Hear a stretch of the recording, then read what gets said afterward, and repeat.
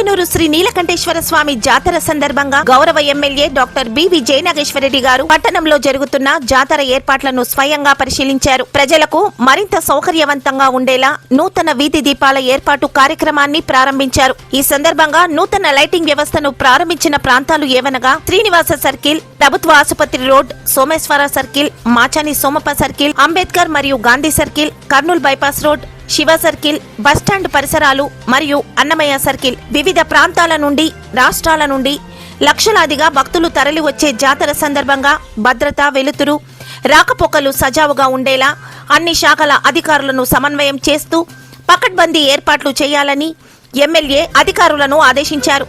జాతరను శాంతియుతంగా ఘనంగా నిర్వహించడమే ప్రభుత్వ లక్ష్యమని ఆయన తెలిపారు. ఈ కార్యక్రమంలో మున్సిపల్ కమిషనర్, సర్కిల్ ఇన్స్పెక్టర్, ప్రజాప్రతినిధులు, నాయకులు తదితరులు పాల్గొన్నారు.